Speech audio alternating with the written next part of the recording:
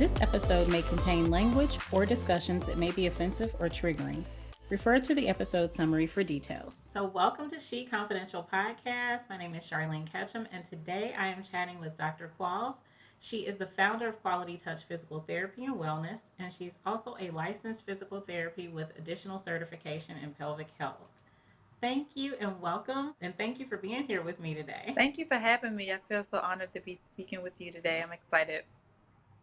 Yeah, this is a really interesting topic because I think a lot of women in particular don't realize how relevant physical therapists and particularly those with pelvic backgrounds can be for helping them with some of the everyday conditions and things that we just think we just have to live with. Absolutely. And when we were corresponding, I shared some background on like why I wanted to have this conversation because I've talked to a number of my friends who've Mhm. had children Mhm. and they suffer from urinary incontinence and things, or just people who have painful sex Mhm. and they Mhm. think that this is just a normal part of aging, or this is just something that's normal and that you just have to deal with after having a child, particularly a vaginal delivery. Mhm. And there are options out there, but a lot of people don't necessarily know, and it's not something that a lot of women are comfortable talking to their doctors Yes. about. Yes.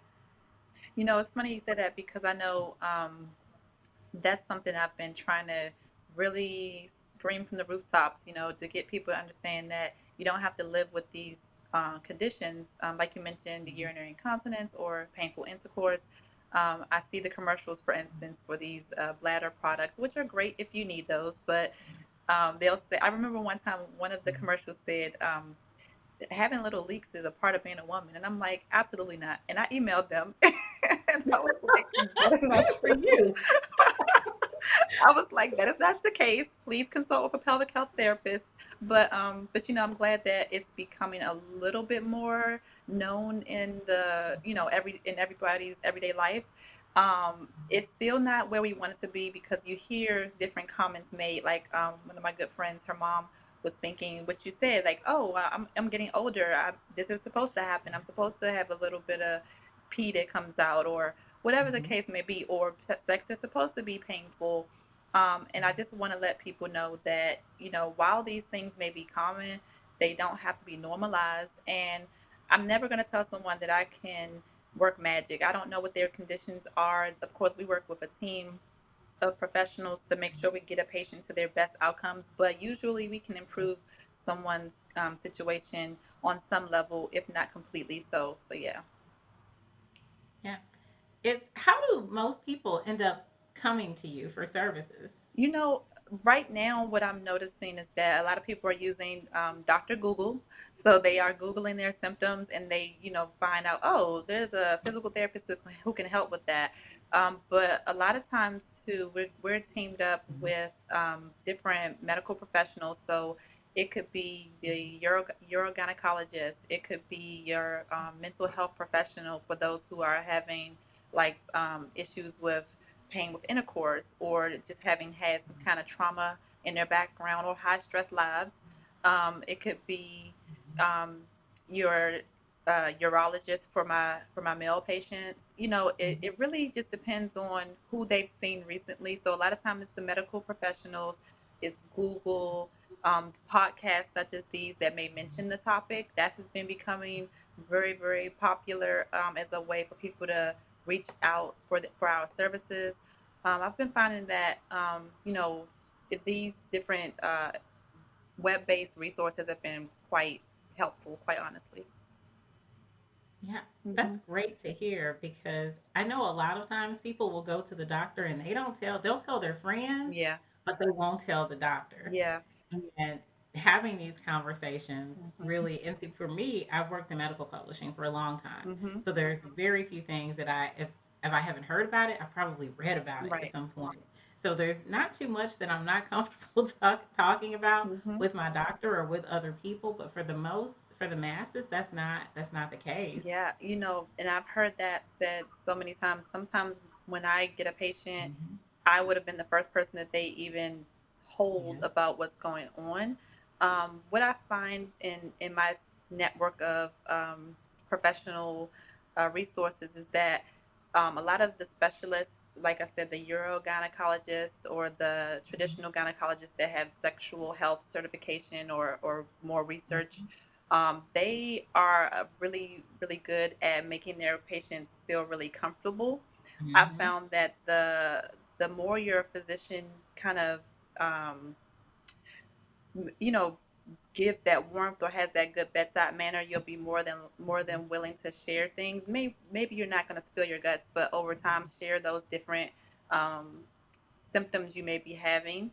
And Mm-hmm. another thing too, I think, is just having more education on social media or education in the doctor's office or wherever you may frequent. That can be helpful too, because like we were mentioning, sometimes people don't even know that this is a problem, like that they need to seek out help for. So I find that as things become more commonplace, like I said, in a podcast, for instance, or on television, or on a talk show, or whatever the case may be, people are like, oh, well, I've been having that for such and such amount of years or months.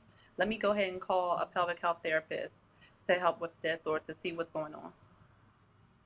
And let's talk about a few of those challenges or issues that people may experience that a pelvic therapist can assist with, Mm-hmm. because a lot of it, like you just said, a lot of people just think this is just life. Mm-hmm. I know I used to read a lot of romance novels, Mm-hmm. and still occasionally will when I don't know if you saw Netflix's Bridgerton. I have it. Um, okay, well Mm-hmm. I won't ruin it for you. Okay. But it's a romance story, Okay. and it kind of made me reminded me of some of the romance novels I used to read. Mm-hmm. But one of the things that was kind of annoying that they would always say about women in romance novels was that this particular woman was frigid, and it always referenced her reluctance to be intimate. Right. And as I got older and started reading other things that were more feminist based and really just trying to educate you, I learned that a lot of times that term was not just thrown around in romance novels, but in real life Mm-hmm. to describe women. And a lot of the reason these women weren't necessarily interested in sex is because it was uncomfortable for them. Yes. And nobody ever told them it's not you. Mm-hmm. There's not something wrong with your body. It's just, we may need to try to address some things, maybe physically, emotionally, or mentally, that may be giving, Yes. posing some barriers. So, can you talk a little bit about some of those things that people may not know, that they don't have to live with it, like the commercial said, that Yes. this is part of a woman? No, that's not Right. part of it. Doesn't have to be part of your life as a Exactly, woman. exactly.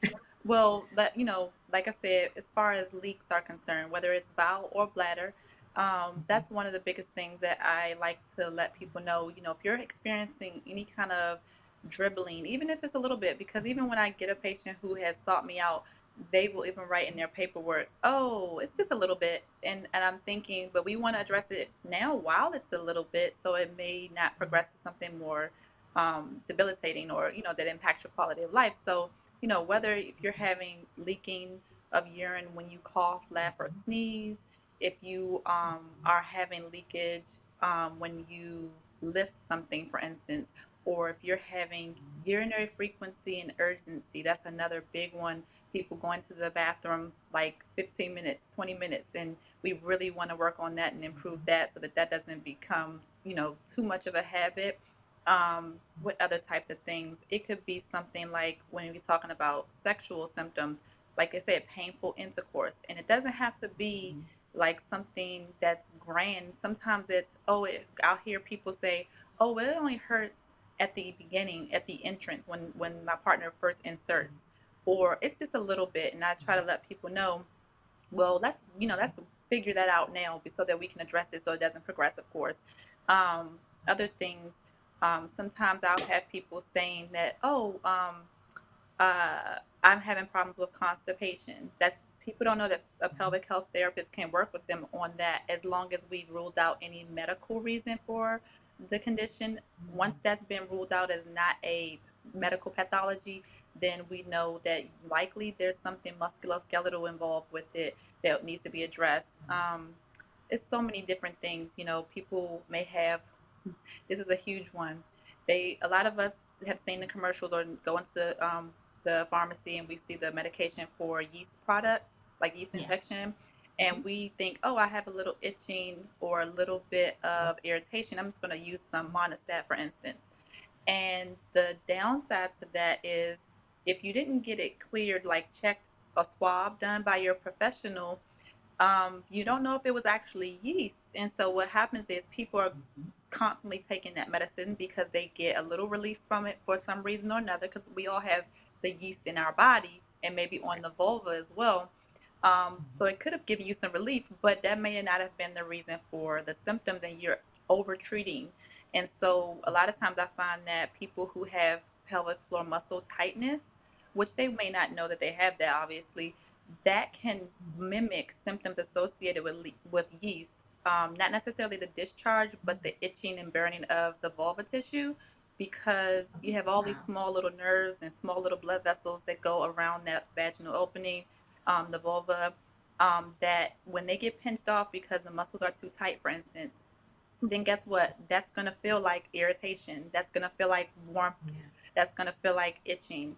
So we always recommend people check in with their professional. They're usually their gynecologist first, to make sure that the swab is done, that it comes back positive for yeast before you go treating it with something that it may not need and causing like a whole change in the biome of our vaginal canal.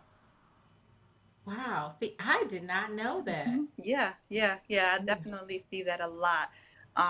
So yeah, it's definitely something that I try to educate. Even with my friend group, I try to let people know, Mhm. these are different things that I've seen or that I've heard about. So if you're experiencing this, you may want to get it looked at. I know it's a little annoying to them because I kind of beat them over the head sometimes, but I'm just trying to be helpful.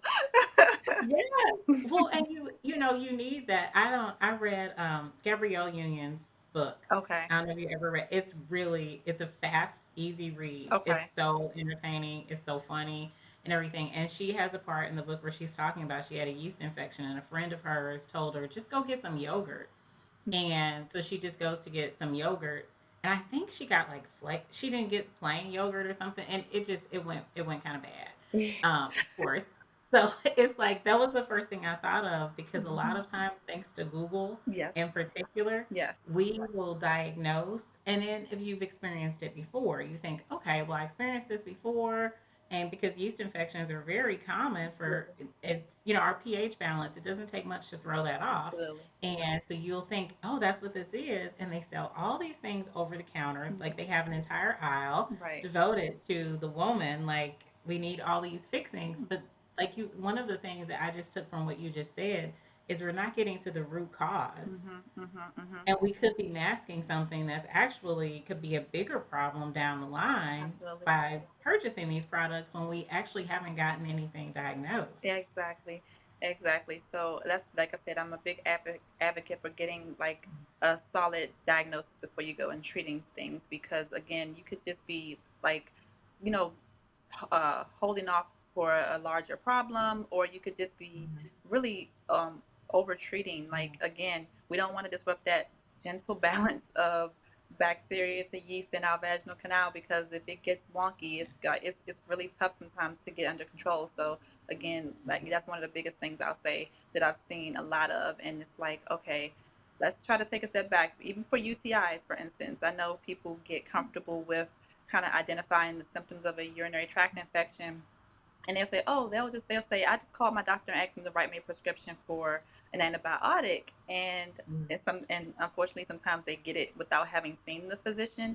And I always try to let them know, hey, why don't you go in and do the urine sample just to double check and make sure that Mhm. it's actually a UTI, because again, that over prescribing or over medicating on antibiotics can disrupt your gentle system, and you don't want to contribute to something worse down the line.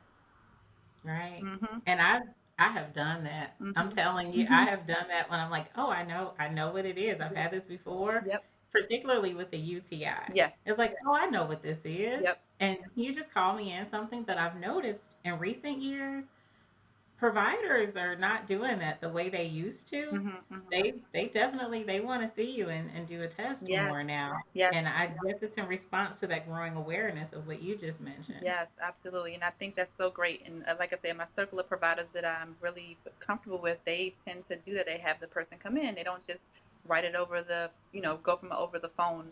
description of symptoms, especially for things like that, because it can just knock your balance off so easily. So yeah. Yeah, and that makes sense. Mhm. It absolutely makes sense. Mhm. And two things also stood out to me about what you just said. One was the pelvic floor tightness. So Mhm. I have always heard that we should be doing Kegels so that we really strengthen. So I've been under the impression, and I've read that in numerous places, that there's no such thing as having a pelvic floor that's too tight. So and that everybody should be doing Kegels. So can we talk about the Kegels? Yes, yes. I was that was one of the myths that I wanted to dispel. I hear about, people doing Kegels all the time. That is the buzzword. Everyone knows the Yeah. term. First of all, we're trying to come away from the term Kegel because it was just the name of a white man, essentially. And so we want to just call it pelvic floor muscle contraction or pelvic floor contraction, however you want to term it. But that's the first thing. Yeah. But no, seriously, they have their place. Pelvic floor contractions have their place. Some people do need to strengthen the pelvic floor musculature so that they can help with things like urinary leakage or like pelvic organ prolapse. So that can be very appropriate for some. However, even for those conditions like leakage or prolapse, for instance, um, sometimes your diagnosis is not just one thing. A lot of times when I'm treating Mhm. patients and I do a internal vaginal assessment, I find that there may be muscle tightness associated with your leakage. So if you're going in and you're doing all these contractions or quote unquote Kegels, you're just making muscles that are already tighter. So that can just lend to more of a problem sometimes. And so, for instance, I'll give you a little bit more details about what that looks like. Let's just say a person has been having some urinary leakage, and I do an assessment and I find, oh, the muscles are pretty tight. And they were telling me, oh, well, I've been doing my Kegels 5 times a day or however many times a day they do it. And I've been doing some number that they got off the internet, right? Something really Yeah. high, usually. And so I tell them, well, a lot of times what happens is if the muscles are already tight, you're just tightening them even more. So when you are asking muscles that are already tight and short to do more work, they can't do it. So, for instance, around the Mhm. urethra opening, if the muscles are short and tight, they're not going to close anymore because they can't go anywhere. They've already gotten to their maximum shortened position. So we need to lengthen them so that we can then appropriately strengthen them. So that's a huge thing that I've tried to, run into my patients. Like, don't just jump on the Kegel bandwagon. We got to make sure we're doing everything that we can do to try to address the issue. A lot of times too, I'll do treatment, manual therapy, or mini hands-on therapy with my patients, and it can involve the internal vaginal structures, the musculature, and sometimes even just for me releasing some of the tightness, the person begins to get a little bit more of a powerful strength test response, even just from me releasing before we did an official strengthening regimen together. So again, with the pelvic floor contractions, I know that that is something that's just very familiar and popular, but that's not all that pelvic floor therapy is, and that's not all that we need to do to have a healthy pelvic floor. So that's huge. That's something huge that I've been trying to dispel in other colleagues as well. That's a huge one because everywhere you look, people are selling, different devices to Mm-hmm. help. It's just like there's this assumption Yes, that that's a problem that every woman probably has. absolutely. And it's problematic for several reasons. One, they could be making issues worse. Yeah. But then also it's just this, it's like we're constantly being preyed upon Mm-hmm. as women that we have all these things that need to be fixed. Yeah. Yeah. And you're not even fixing what may need to be fixed. Mhm, mhm. Absolutely. I'm glad you said that. I think that, and I think they have their place. I'm not saying there's anything wrong with Yeah. what are they called? The balls. The Yeah. I can't remember off the Hmm. top of my head, but there's nothing Yeah. wrong with using those weighted things or Mhm. using these devices, as long as they're appropriate for you. What works for your best friend may not be your issue. Your best friend may have had 3 deliveries and have a significant weakness of the musculature, a significant prolapse. She may need that. But you, on the other hand, who have had maybe one pregnancy or maybe didn't have the type of connective tissue issues that your friend has, you may be just tightening up structures that are already tight and then just contributing to a much worse issue. So yeah, in addition to that, what can happen too is that people can develop when their muscles are over tightened, they can develop urinary retention, which for your audience is when you can't get all your urine out. And so you're like, well, I keep feeling like I have something in there, or having pain in my lower abdomen, or whatever the case may be when I go to the bathroom. Or even contributing to constipation, for instance, or I can't get all of my poop to come out, or whatever the case may be. And so I often tell people that's likely related to some of this tension I found during your pelvic floor assessment. Everything is connected. Mm-hmm. And I think that we forget that we have one symptom and we don't think about we think, oh, I'm going to get this because this may be the band-aid to Exactly. resolve that, and Exactly. not thinking it could be actually something else that's going on that you think is completely disassociated. Mm-hmm. Which Absolutely. is why Google, sometimes Google is not our friend. I know, I know. It's like it's good in one hand, but it can be so much information without a lot of background education or insight that it can just be to our detriment sometimes, unfortunately. Yeah, Mm-hmm. absolutely. And one of the other things that stood out to me during your initial description of some of the common challenges that people have with pelvic health is how you collaborate with Mm-hmm. other Yes, professionals. And absolutely. so I can you talk a little bit more about that, because especially when we talk about that mind body Yes. connection. Yes, yes, yes, definitely. I love a team. I ain't never met a team I ain't like. So Yeah. so yeah, I Yeah. often will either receive patients from physicians or refer to physicians, for instance. But it's not just physicians, it's our mental health professionals. I work closely with a lot of psychotherapists, sex therapists, life coaches, health coaches. All types of different professionals dealing with the mind and body. So we often have to work together because there's very few diagnoses that is one size fits all. And so I find that, for instance, if I have a patient that has a condition called vaginismus, that's where the person who is trying to receive penetrative intercourse, can't tolerate it. So they may not just need a physical therapist. They may need to have some prescription that is going to help them with the muscle release. For instance, it could be that they need some type of suppository once things are a little bit more released, or they may need something to address any hormonal imbalance of the tissues. And of course, for physical therapists, we don't prescribe medication. So they would need to be working with me and a physician, such as a urogynecologist or traditional gynecologist or urologist, to be able to get that part addressed. They may sometimes need a procedure done, whether it's injections or some type of more advanced procedure. And then mental health professionals too. A lot of times I'm working with a patient on something, let's say, for instance, sexual related, like painful intercourse. They may not be able to tolerate it and they haven't had intercourse in a long time or ever. And so they start progressing very well in therapy and physical therapy. But then when they're trying to translate that over into their life with trying to have intercourse with their partner, they're finding that, oh, I'm not able to tolerate it, or it's painful, or I'm apprehensive. So sometimes they may need the help of a traditional psychotherapist or a sex therapist that can help them work through those issues that are not just physical. There's a lot of benefit from working with the two professionals together because we can address all the things at one time. Yeah. I love that you highlight that connection, Mhm. because a lot of times we just think it's just one thing Mhm. that may be posing the challenge, and to hear that you all collaborate in Yeah, that way is absolutely. really encouraging as well, because as the patient, or as the client, a lot of times you don't know where to start.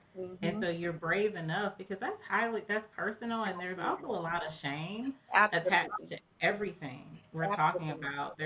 And it's unfair and it's inappropriate to place shame on people for that, but a lot of shame comes with it. So when you can open up to one person, Mm-hmm. you don't then maybe necessarily want to go find this other Right. person to help you. And so it's great to know that on the provider side that you all are aware of, okay, there may be a need to have them see a mental health provider as Right. well, or to see the physical therapist as well. Mm-hmm.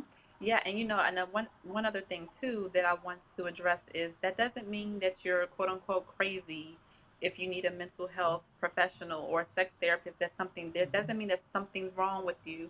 We just know from our experience that when we address whatever the topic may be, maybe it's that you didn't see intimacy displayed in your household in a healthy way. Or maybe it's that this is a new encounter for you and you've heard so many types of trauma stories or scary things that you're a little apprehensive, or it could be something deeper, of course. Um, Sometimes just trying to tackle it from one direction is just not going to be as beneficial than if you connect with multiple providers, of course. So yeah. Yeah, absolutely. Yeah, taking that holistic approach. Mm-hmm. Yep, That's- absolutely. Yeah. Yep. Yeah, that's where we get solutions, not band-aids. No, exactly. Because what I have heard is people will sometimes, maybe they heard about this particular condition, vaginismus, for instance. I'll use that as an example. And they went online and they say, I bought the dilators, but they didn't help.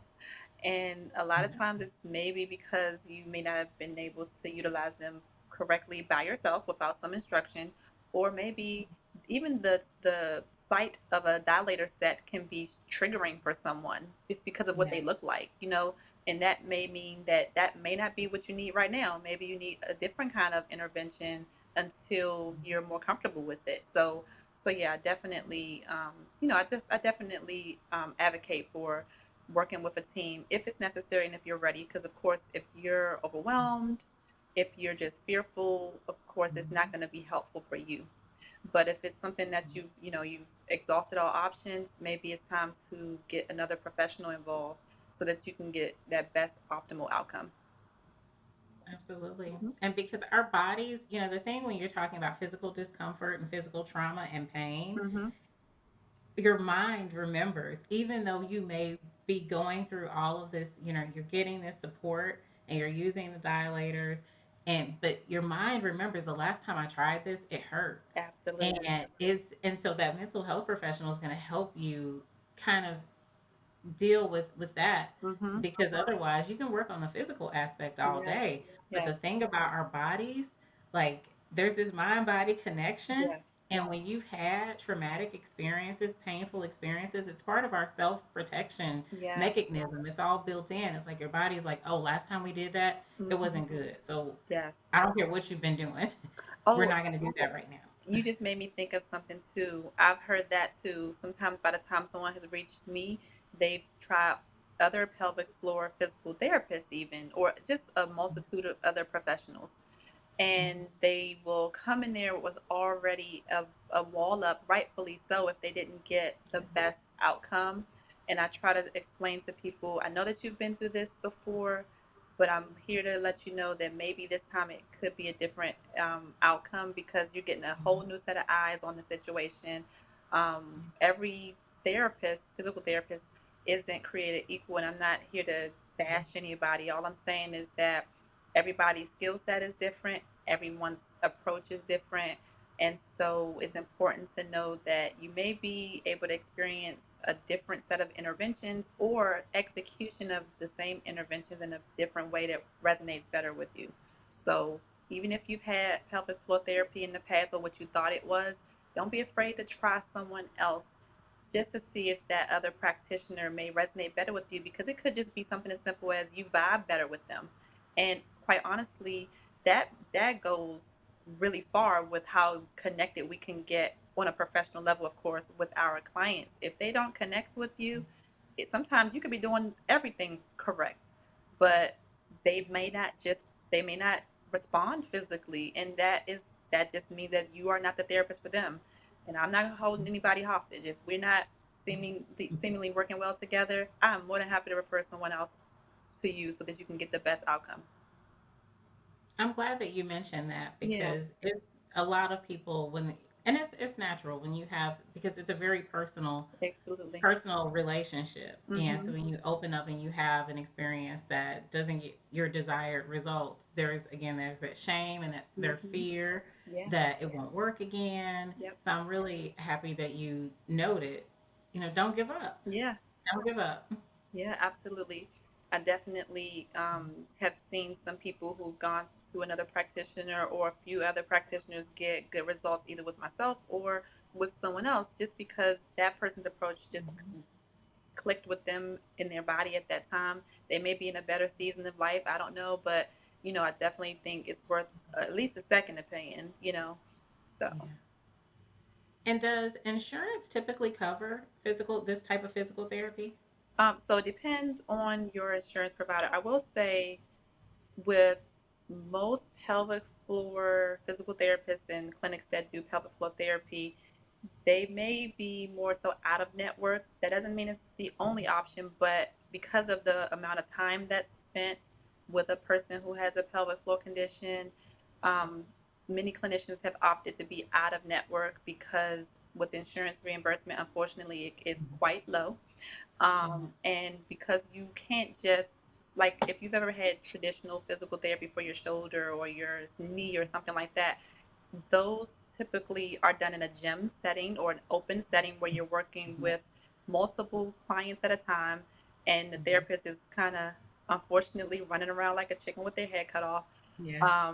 And so with pelvic therapy, you can't do that. You have to be in a closed room with the person one on one. And so what happens is in some organizations they will opt to do out of network because they will never get the reimbursement to be able to keep the lights on, quite honestly, or pay Mhm. them or pay their staff with spending 45 minutes to an hour with a person or longer, depending on what their model is for that one particular patient. So what I found, even for my company, we are out of network with commercial insurances, but in network with Medicare. So I definitely find that unfortunately because of the timing and because of what the model I would like to go by with my particular company, I just find that it works best for me and for the client versus with being in network and having to shuffle around and being dictated to by the insurance company. Absolutely. Hmm. Yeah. And that seems to be consistent with mental health Yeah. providers and everything, unfortunately. Yeah. That's yeah.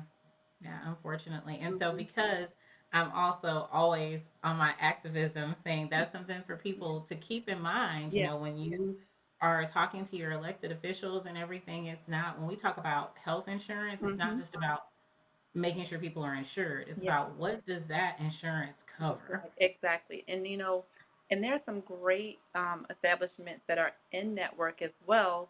So a lot of times I find that for in network providers, I find them at bigger hospital systems, for instance. They may be Mhm. able to incur the cost with being in network, or just Yeah. more so organizations that have a clinic franchise of clinics or something like that versus the Mhm. smaller companies, smaller businesses. They may not be able to incur that cost. So, definitely don't give up hope if you just can't invest in it as an out of Mhm. network intervention.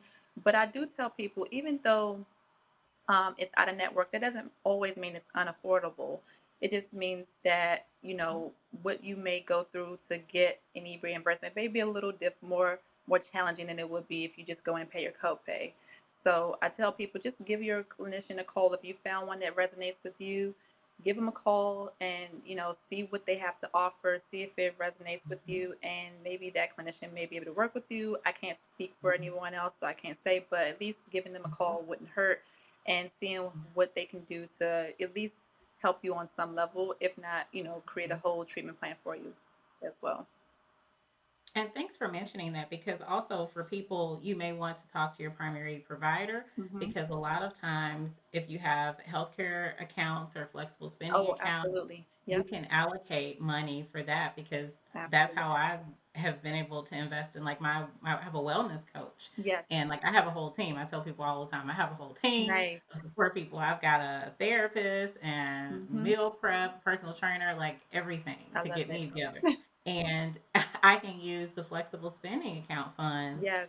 for massage therapy Mm-hmm. and for my wellness coaching. Yes. And so those are things, definitely contact your benefits provider to find Mm-hmm. out what you need. And for a lot of them, all you need is just, some documentation from Yes. your physician Yes. saying that it's medically indicated. Yes. And And that's also that's I'm glad you mentioned that because yes, health savings accounts and flex spending accounts for most, if not all, out of network physical therapists, pelvic floor in particular, they accept that, so that shouldn't be a problem at Mhm. all. Mhm. Yeah, yeah, there are definitely options for people, but it's another one of those things to Yeah. just keep in mind when we're talking about the insurance thing, because it's Yeah. not just about giving people insurance. It's like, what does this insurance cover? What does it cover? Because it's Mhm. not doing what it's supposed to do for the majority Yeah. of Yeah. those who are insured. Yeah. So, No, I hear yeah. that, and I see it a lot of times too, and it's very unfortunate because people will, at the time of the call, say, "Oh yeah, I have out of network," or they think they have a certain level of benefits, and then they find Mhm. out, oh, well, they're not going to cover unless I meet this super high deductible or whatever the case may Mhm. be, and it's just it's a deterrent, quite honestly. Mhm. People hold off care because of things like that, and that's very unfortunate. Yeah, it is. Hmm. It is. It's another one of those things we have to educate people Yeah. about and really highlight. So and for all of you providers, just like kudos. I have a lot of friends who are in the mental health Hmm. arena, and so I understand Yeah. the drama with reimbursements and all that stuff. And so Hmm. it's you all are doing this out of a passion and a calling, and for most of you. And so and I want to talk about that for a second. Like what is the background does someone need to be a physical therapist Hmm. and do this work? Because somebody Yeah. might be listening or watching this and thinking, you know what, I want to help people with those type of, conditions. So what's the prerequisite for that? Oh yeah, definitely. So first thing I'll say, with a pelvic floor physical therapist, how that differs from a physical therapist that doesn't specialize in the Mhm. pelvic floor. Pelvic floor physical therapists are, first of all, they're physical therapists. They treat everything, shoulders, backs, knees, um, you name it, they treat it. But they've decided to now key in addition to those areas, on conditions of the pelvic floor. And what that means is any condition that affects your bowels, your bladder, or your sexual function. So, like I mentioned before, that could be urinary symptoms, leakage, or retention. It could be bowel symptoms. It could be difficulty holding in your gas or holding in stool, or it could be that you can't get it out. It could be sexual pain. For my male clients, it could be, oh, I'm having testicular pain. I'm having scrotal pain. I'm having pain in the space between my scrotum and my anus or in the anus, or it could be abdominal symptoms that are connected to the the genitals, the genitals and reproductive tract. It could be a slew of things, but all in all, usually associated with the bowels, bladder, and sexual systems. So a physical therapist who has decided to go into that, or first of all, to get into physical therapy, they usually have to go through a undergraduate program, typically a science, but that's not always like a hard, you know, uh, direction toward physical therapy, but typically it's a science. You get your degree in your undergraduate, you would have probably had to do an application process and the things you typically do for a graduate school after undergrad. And then for the physical therapy program, once you're in, you're going to usually spend about 3 years in addition to your undergraduate degree, including some internships that we usually do embedded within the program or in the summers in between. And so that's how you get your practical skills in. And then after you finish your program, you will take a board exam statewide, nationwide, but it varies from state to state as far as how that is usually administered. And so you usually take the board exam, pass it, and then you go into the field of physical therapy, just generally speaking. Now, for pelvic floor therapists, some people already knew when they went to school that they wanted to specialize in that specific part of physical therapy. When I was coming out, that was very new and not really tapped into. So I found out about pelvic floor therapy while I was a student, and I was just so intrigued by it because at first it used to be considered women's health. That was what they called it, even though we know everyone has a pelvis. So now it's called pelvic floor therapy. But I found out about it when I was a student, got intrigued by it, and that was um, one of the things that put fire under me to start seeking out continuing education courses. Usually, your pelvic floor therapist has taken additional continuing education coursework that speaks to pelvic floor conditions, that teaches them about the ins and outs a little bit more detailed than what they got in their program. And so typically you may find that some therapists, such as myself, may also opt to do a certification, and that usually involves taking a number of courses plus an exam at the end to say that you are now denoted as a pelvic floor specialist, essentially. And so essentially they just basically go through that line of, or that track, I should say. And then, of course, you now have the information needed and the tools needed to be able to treat these particular clients.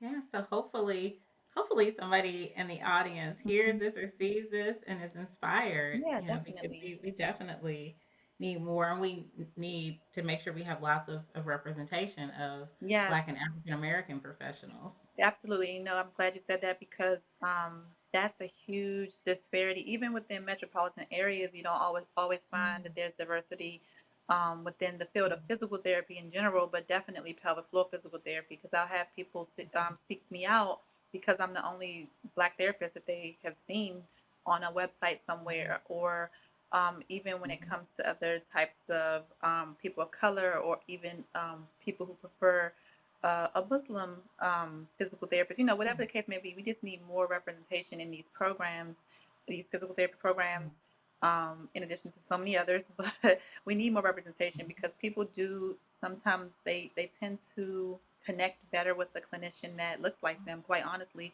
not that a clinician that doesn't look like you can't be helpful, but they may not know the specific needs of a person of color, a Black person. mhm, So it may be harder for them to empathize, even if they don't know they're not mhm. able to empathize, or Right. they may just overlook something that could be, um, you know, important because they don't think of it as, oh, an issue. Like, I'll give you an example. This is my own personal story.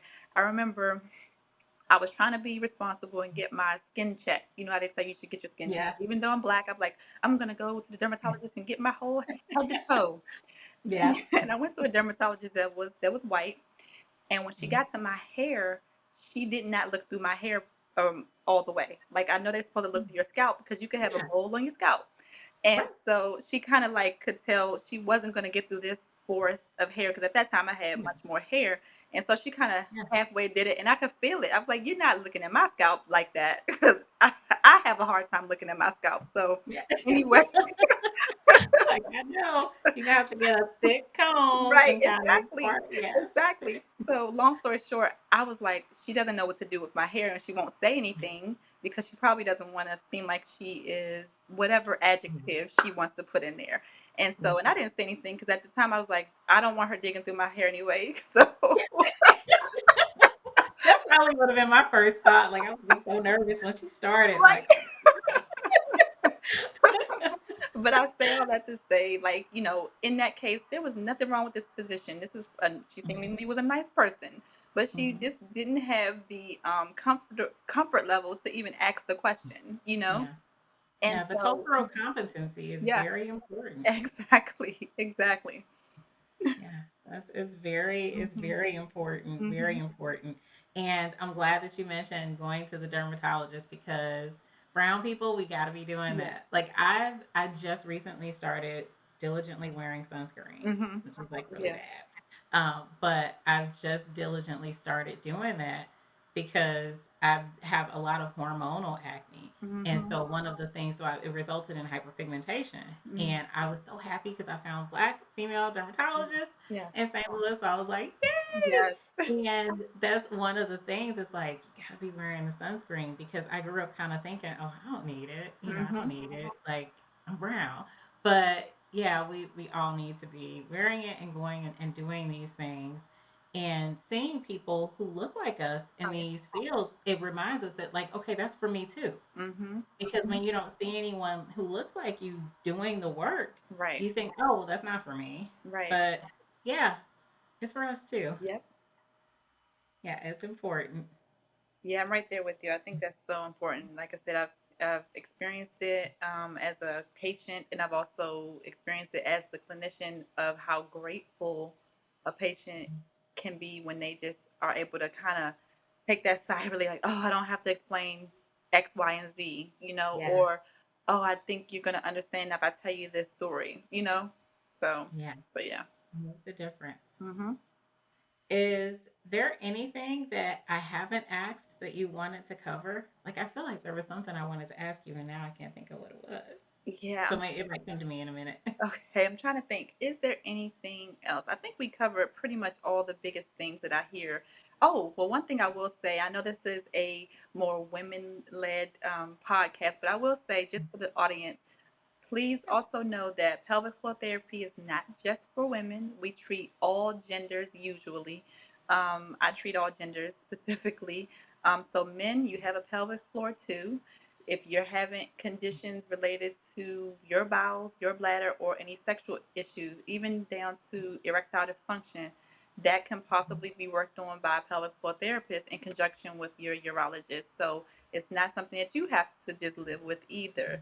Also, the transgender community. There's pelvic floor therapists that specifically work with the transgender gendered population. So, everybody with a pelvis can get pelvic floor physical therapy. It's not just for people born female. Thank you for Hmm. mentioning that. Yeah. That is important, very Hmm. important for Definitely. people to know. And I did remember what I wanted to ask you. Hmm. So, what can we be doing to be proactive in terms of just not engaging in activities? And that's not to, I don't mean to imply that people did something No, that understood. caused their challenges, but are there things that people can do to maintain a healthy, pelvic floor health? Hmm. It's gonna be hard to sum up every condition into one little set of tips, but I will say, generally speaking, the first thing that people can do is if you're noticing a symptom, something that just seems off for you as it relates to your ability to poop, pee, or have sex comfortably, then tell your practitioner. Your usually it's going to be your primary care physician or your urologist or your gynecologist. Tell them what you're experiencing. Don't be afraid to talk to them. Or if you have a friend that may be someone who you can confide in, or whatever the case may be, someone who can help you, that can usher you toward the right channel, then talk to people about it, because you don't want to just suffer in silence and just continue to have these kind of conditions, because they're not just little inconveniences. They can lead to really big quality of life issues. Someone who's having a hard time holding in urine, that can lead to skin breakdown. If it gets heavy enough, it can lead to odor and poor hygiene. It could also, obviously, it can also be embarrassing, quite honestly, if you can't hold it in. Same thing for bowels. If people are having a hard time holding in their bowels, and definitely for intercourse, we don't want sex to be uncomfortable for anyone involved. A lot of times, I will say this. A lot of times, I'll hear from my female patients, oh, well, I thought pain was supposed to be painful, or I thought that was normal. And I always have to tell people it should be enjoyable for all the partners involved. It should not just be enjoyable for your spouse. If you have a male spouse in particular, that's what I've heard a lot of. They just kind of go through the motions, and it's not enjoyable and not pleasurable. And so I just tell people, if you're not enjoying it, then try to figure out what the foundation is, and you won't know that, unfortunately. So you want to get your physician involved, or if you've Googled something and you found out that a pelvic floor therapist exists, don't be afraid to pick up the phone and make an appointment for a consultation, for sure. Perfect. Mm-hmm. Thank you so much. Thank Yeah. you for choosing Mm-hmm. this career path. Thank you. Thank you for chatting with me today. Where can the audience follow you on social media and online? Definitely. The website for my company, which is Quality Touch Physical Therapy and Wellness, is www.qualitytouchpt.com. And we are on all social media platforms at Quality Touch PT. And you can call us up at 301-246-2353. Perfect. Thank you. And all of the information will be in the description box for the YouTube video and the podcast. So if you all or driving or otherwise occupied while you're listening or watching this, just check the description box. And it's also on the website at She.Confidential.com for this episode page. So thank you so much again. I appreciate you. Thank And you. audience, thank you for watching or listening. My name is Charlene Ketchum, and this is She Confidential. Until next time.